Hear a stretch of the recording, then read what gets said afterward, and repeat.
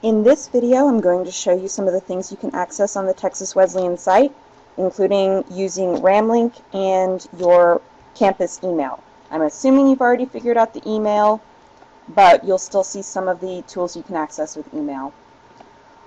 University's web page.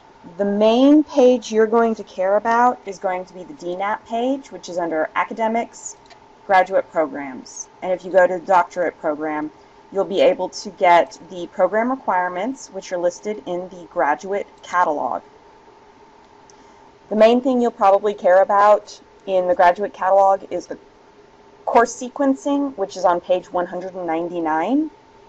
It also has the course requirements, a lot of the requirements for the program, so if you forget any of these things, they are listed in the graduate catalog. Your graduation requirements are listed out very specifically in here, including aspects like you're required to have a 3.0 for graduation, you cannot have more than 2 course grades of a C.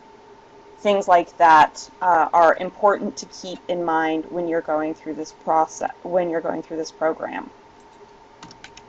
You may also care about the program statistics if you want to know the general number of people who have gone through the program, how many passed the boards, how many have graduated with their original cohort. The anesthesia program does tend to keep its own calendar, but there is a general Wesleyan calendar that you can access down at the bottom of each screen. One of the main portals for information in the university is RamLink. You'll want to log in and use the student menu. And you can use this to get financial statements, to make payments, to see your financial aid status and your award letter. If you have financial aid questions, especially if you're wondering about GI or VA benefits, you'll want to call the financial aid office. There are ways to email an advisor, FAFSA verification, things like that. At the end of each semester, you'll want to check your grades in here to make sure your in-class grade matches with the grade that your professor submitted, but these grades will tell you what you earned overall in the class. It will not tell you individual assignment grades. Your degree audit will tell you what you've completed, and you'll want to check this as you register. Your cohorts tend to take classes all at the same time, so this shouldn't be too much of an issue, but if you ever take a leave of absence and forget what you've completed, this is a good way to check. You can register and drop classes. When you're registered for classes, you can buy your books through this section. I'm not registered for anything, so I can't really show you exactly how it looks, but you'll go through this and you'll be able to see the courses that are required, or the textbooks that are required for your courses. So let's just look at the Maymester courses.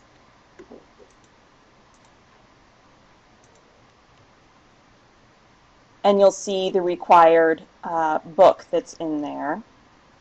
For some reason it's showing 2 copies of this. But you'd be able to buy the literature review in health and social sciences here, either hardcover or paperback. You can also get these in the standard purchases. Chris will almost always send you an email ahead of time to let you know the name of the books that you're going to be buying and the ISBNs, so you can make sure you're getting the right editions. Alright, last up is your email. Email is the official way that the university keeps in contact with you, and the official way that professors keep in contact with students.